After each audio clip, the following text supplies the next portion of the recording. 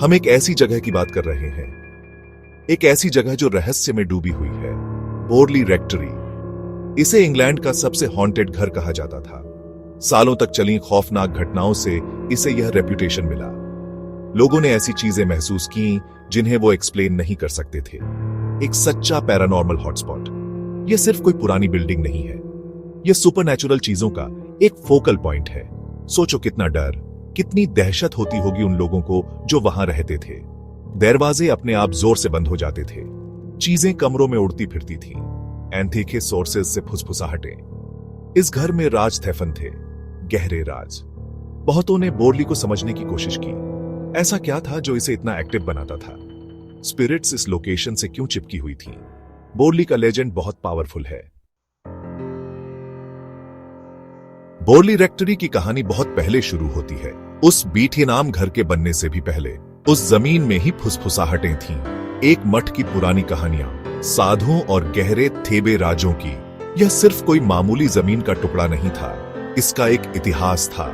एक ऐसा इतिहास जिसने शायद आने वाले अंधेरे के लिए मंच तैयार कर दिया था। पैरानॉर्मल एक्टिविटी का ground zero. Reverend Henry Dawson Ellis Bull ने यहीं अपना फैमिली होम बनाने का फैसला किया। 1862 में कंस्ट्रक्शन शुरू हुआ। एक बड़ा शांतियर विक्टोरियन रेक्टरी, लाल ईंटें और गॉथिक चार्म। लेकिन क्या इसकी नींव में कुछ और भी बनाया गया था? एक एंथीकी एनर्जी। बुल फैमिली दशकों तक वहां रही।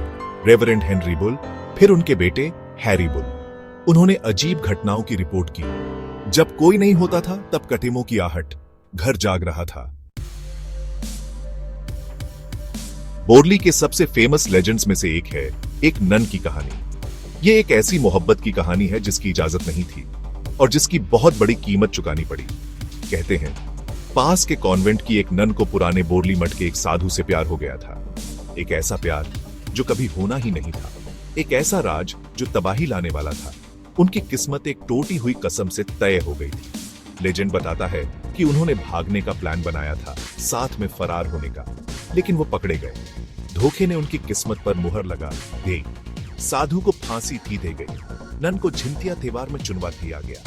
कहते हैं उसकी आत्मा को शांति नहीं मिली। उसे जमीन पर भटकते हुए देखा गया, एक थेवकी भूतिया साया। उसकी मौजूदगी उस तबाही, उस नाइंसाफी की लगातार याद दिलाती थी। एक बेचैन आत्मा जो शांति की तलाश में थी।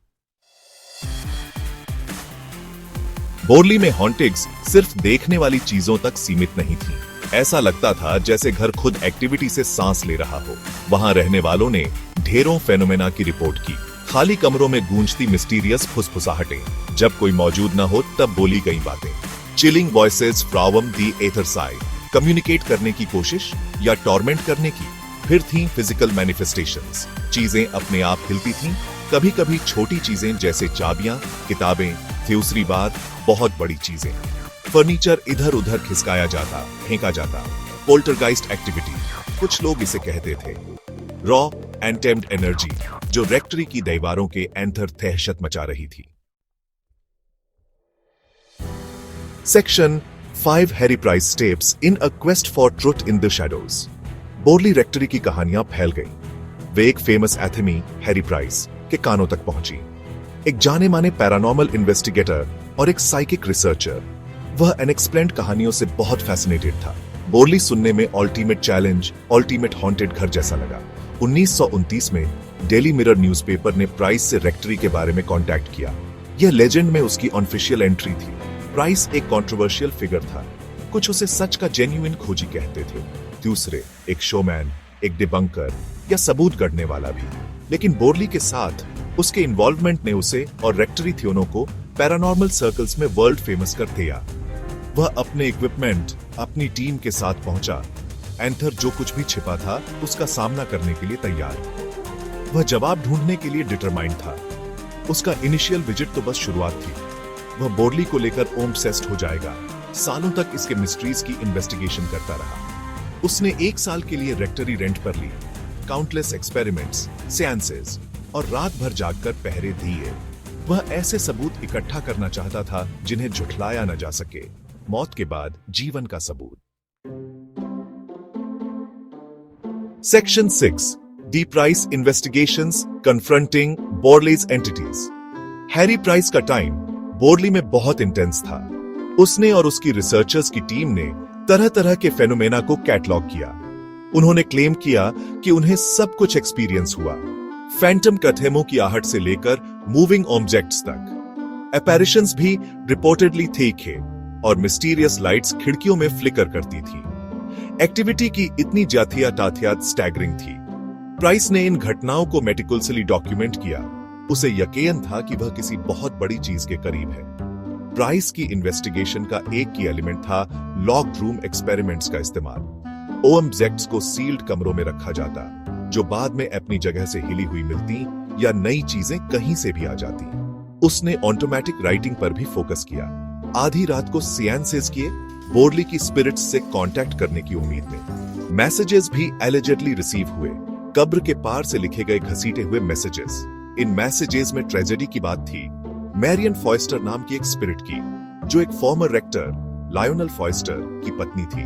प्राइस का मानना था कि ये जेन्युइन कॉन्टैक्ट्स थे, इंटेलिजेंट हॉन्टिंग का evidence. Section 7 shadow figures and spectral guests encounters at the rectory. Harry Price की फेमस इन्वेस्टिगेशंस के अलावा और भी कई लोगों ने टेरिफाइंग एनकाउंटर्स की रिपोर्ट की। खुद वहां रहने वालों ने प्राइस से पहले और बाद में ऐसी घटनाओं का सामना किया जिन्हें एक्सप्लेन नहीं किया जा सकता।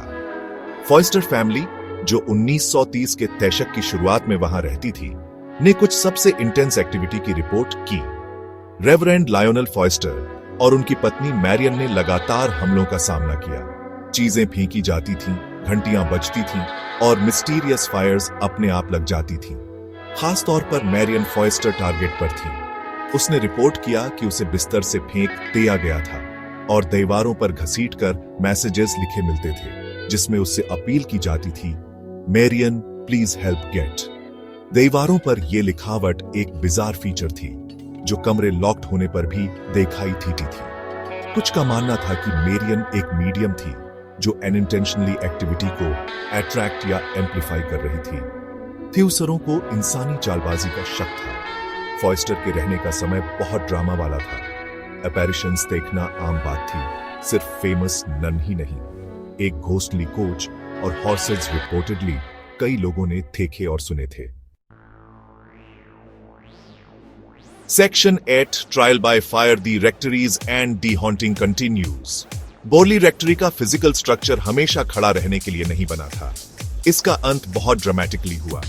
फरवरी 1939 में आग लग गई।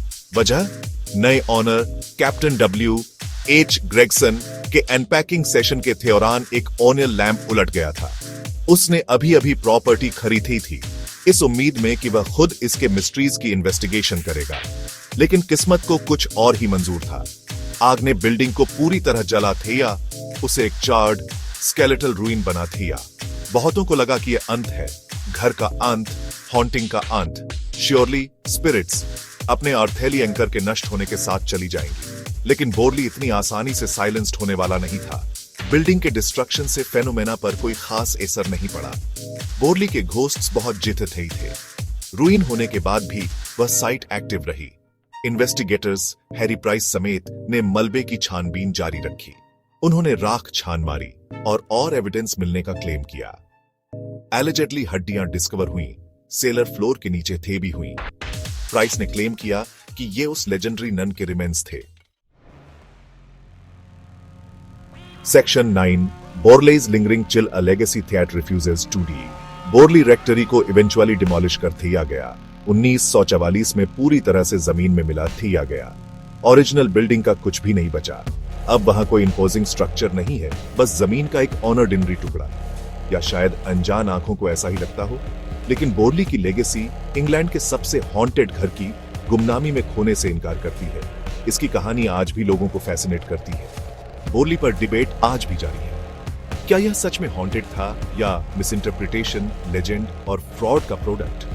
हैरी प्राइस का रोल कंट्रोवर्शियल बना हुआ है। एक हीरोइक इन्वेस्टिगेटर या एक मास्टर मैनिपुलेटर? 1956 में पब्लिश हुई सोसाइटी फॉर साइकिकल रिसर्च की क्रिटिकल रिपोर्ट, जिसे बोरली रिपोर्ट के नाम से जाना जाता है, ने कई क्लेम्स को डिबंक करने की कोशिश की। लेकिन उन्होंने भी एडमिट किया कि कुछ इवेंट्स ऐसे थे जिन्हें एक्सप्लेन नहीं किया जा सका। आज बोरली रेक्टरी की साइट प्राइवेट प्रॉपर्टी है। पुराने घर का वहां कुछ भी देखने को नहीं है, फिर भी इंटरेस्ट बहुत जातिया है। पैरानॉर्मल एंथुजियास्ट्स आज भी इस पर चर्चा करते हैं।